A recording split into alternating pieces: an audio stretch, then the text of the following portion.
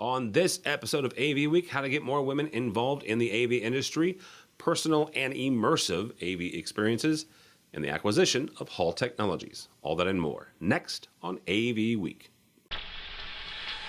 The network for the AV industry. What are you listening to? This is AV. This is AVNation. This is AVNation. This is AV Week, episode 557, recorded Friday, April 22nd, 2022. Personal AV. Support for AVNation is brought to you by Extron, industry-leading technology backed by world-class support. This is AV Week, your weekly wrap-up of audio-visual news and information. My name is Tim Albright. I am your host. With us to discuss the news and information we have gathered this week, and we've got a couple doozies. First and foremost, newly minted QSC employee Charmaine Torella. Welcome, ma'am.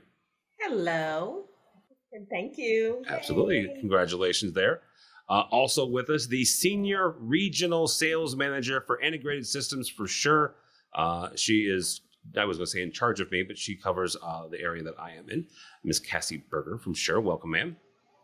Great to be here. Thanks. And just if you're listening to this in the United States, there is a 95% chance that Cassie is also covering your area as well here recently too. And Canada. The rest of the world, it's somebody else. But those two places, the darn near 48 out of 50 states, not really, but she covers a lot. And last but not least, an old friend and a host of State of Control, Mr. Steve Greenblatt from Control Concepts. Welcome, sir. Thanks for having me. Glad to be here. Absolutely. I mentioned this really quickly before we get to the stories. We do have a couple.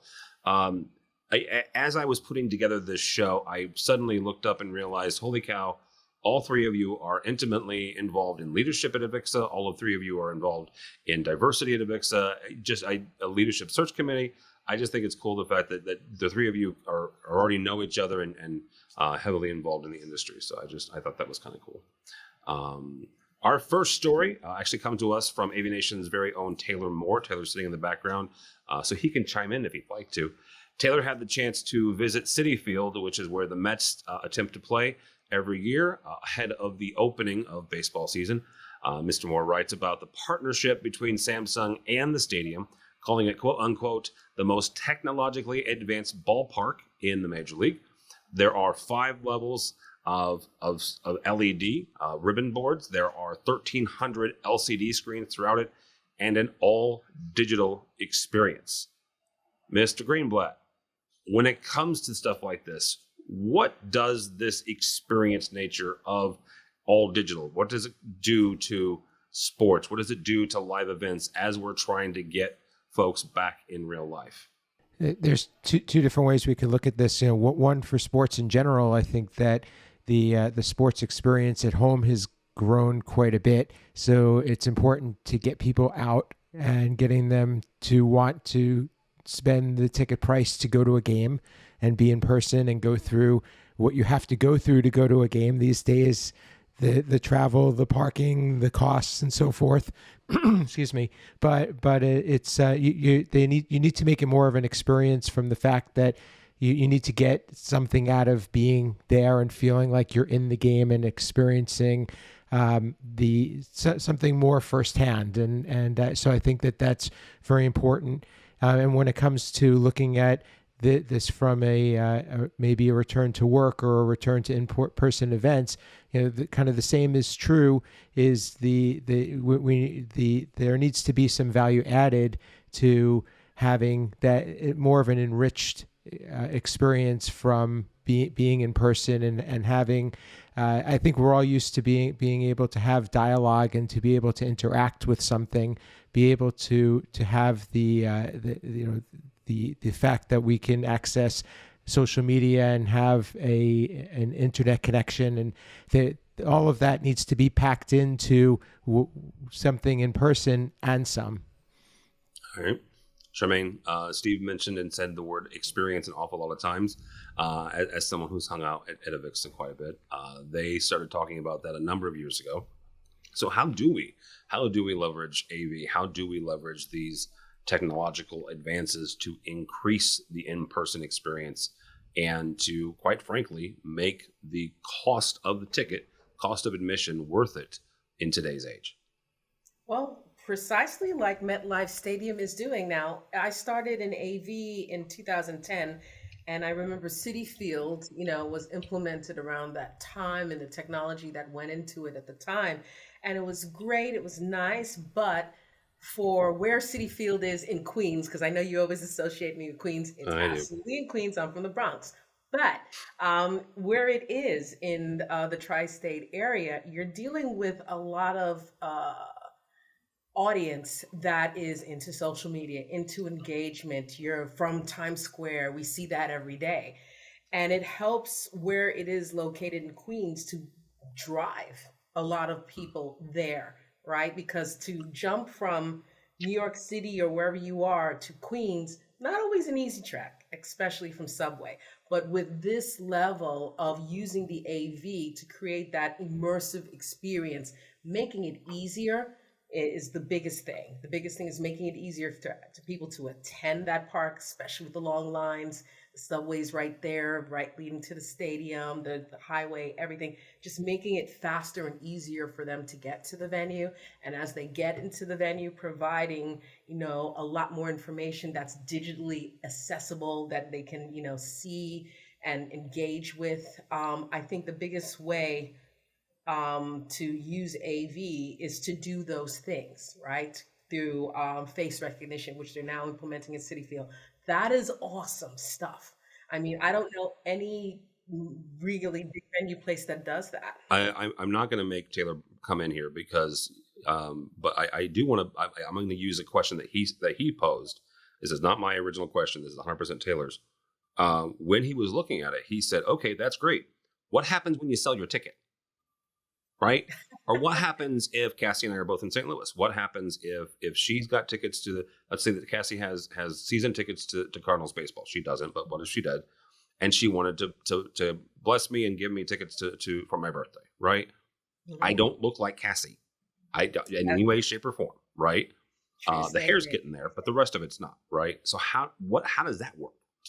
Or I don't know if they got that far yet, but that's a good damn question. Don't know how it works, but I'll tell you how it also works for security purposes. Let's say, all right, somebody got a hold of Cassie's tickets and stole it or something, right? And then they try to get in and it's, this is not Cassie, and she reported, oh my God, and they can, it kind of adds a layer of security in a way. And I think for tracking purposes, to answer a little bit into Taylor's question, and I know this is not a complete answer by any means, because I have to actually go there and see it in action. But for security purposes, for those people who do those purchases, people who make fraudulent tickets, people who, do those things to get a free show and free access, this is an extra layer of security that adds protection for Citi Field as well as you, the end user, to prevent someone from doing that with your identity. So I think maybe that's what they had in mind. That's a guess, but it may not be the complete answer. But that would comfort me as a customer. That's how I feel. All right, Cass, the same question is how do we, besides the fact that we were picking on you and using you for an avatar there, how do we increase this experience? One of the things is as AVNation, we get a lot of press releases. Sure has made inroads and made serious bones about the fact that they were part of the Super Bowl halftime show. You guys were part of the Grammys. Those are in-person experiences. But beyond that, how does AV increase or augment this in-person experience to make it worthwhile? I think there's a few things to consider, and just to kind of talk about what you just mentioned about the ticket thing and how do you identify users and people coming to events.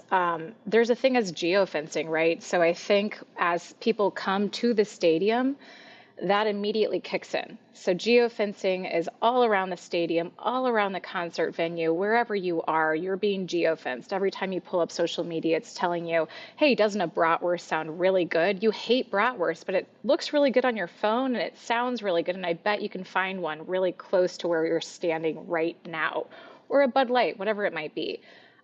So whether or not you realize it, that is targeting you in some way, and it's using AV in a lot of capacities, but it's using your device. When it comes to live experiences, I think what we've learned from COVID, and this isn't, I'm not going to use the baseball example here. What I am going to use is what we've learned is the immersive experience, once again, is incredibly important. And I don't know if anybody has attended the live Van Gogh exhibits, but that's a perfect example of how do you bring people into an environment where you can have this immersive experience and actually evoke feeling without feeling and touching anything. So as AV professionals, I am on the audio side and sure has done a wonderful job of staying relevant throughout this entire pandemic experience, as has everybody else. But I do want to focus on the video, and I do want to focus on assisted listening and listening devices and how we have made and focused these live experiences, transitioned them into personal experiences. So they're live, but they're personal.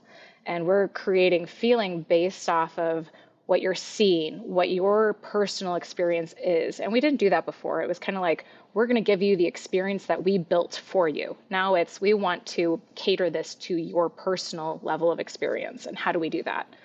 Through AV. So it's interesting.